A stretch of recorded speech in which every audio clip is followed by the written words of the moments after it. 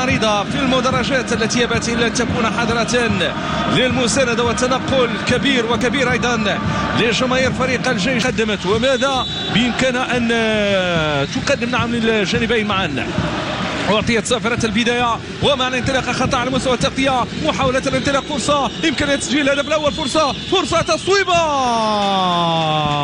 والبناء. العملية الهجومية زيد الدين دراك في خط الوسط، تمريرة مميزة، عملية هجومية، محاولة من حمزة، تصويبة.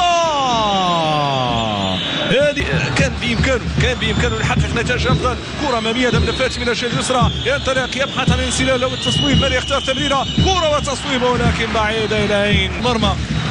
ونتذكر جيدا كيف انقذ فريق المرمى التطواني. كرة أمامية من رضا سليم، ينطلق رضا، يمشي رضا، يمرر رضا، كرة في المرمى والهدف الأول.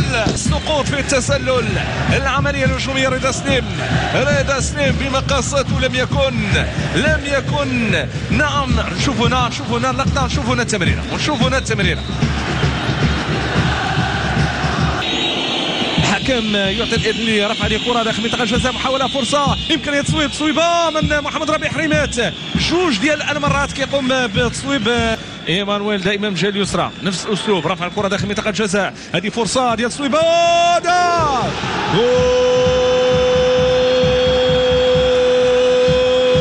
الأول حمزة كمان.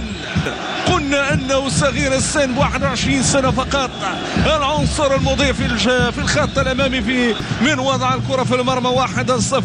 1-0 للجيش الملكي. جاءت الهديه واستغل الهديه. كره جانبيه لعبت بشكل صحيح، انزال واستثمار، انزال بهدوء واستثمار بالرجل اليسرى. يضع الكره في المرمى معلنا عن الهدف الاول.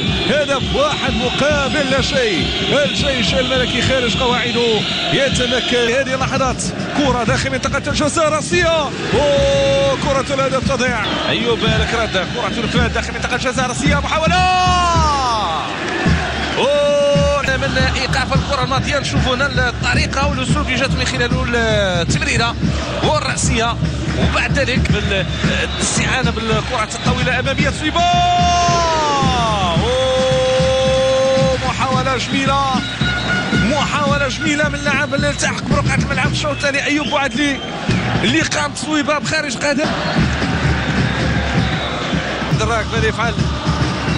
يلعب الكرة ديالو آدم النفاتي يحاول يصوب، تصويبة، صوب الحمال، ينطلق بهذه الكرة من الجهة اليمنى. فرصة الانسلال الدخول داخل منطقة الجزاء. تمريرة، فرصة اتجاه دياكيتي كيصواب، يضيع كرة الهدف الملكي. لامين دياكيتي، لاحظوا انه حمزة يعني كمان سجل الهدف، عطى لاسيست، عطى تمريرة. رفع هذه الكرة داخل منطقة الجزاء، يرفع هذه كرة مميزة. مشاهدونا انس مرابط لعبها بشكل مباشر. نادو دراك عم تمريرة في اتجاه خلوي، ماذا يفعل؟ يلعب الكرة ديالو الجهة اليسرى، محاولة هجومية من اسماعيل خفي، يدخل داخل منطقة الجزاء. فرصة ديال الهدف من جانب فريق الجيش الملكي، لم تستثمر والحكم يعلن في هذه اللحظات عن ضربة جزاء. هنا العملية الهجومية الانطلاقة من الجهة اليسرى من اسماعيل خفي، كعبات الكرة الجهة اليمنى رضا سليم. هنا عملية الاستلام وهنا السقوط، هنا الوقوع في المحظور. نشاهد هنا العملية الفار، هنا الانطلاقة فيها ضربة جزاء. الحكم بوركيس يستعد، بوركيس يسير ويسجل الهدف. رصاصة الرحمة من نقطة الجزاء. الجيش ينهي تفاصيل الشوط الثاني. هم يواكبون تفاصيل مباراة اليوم.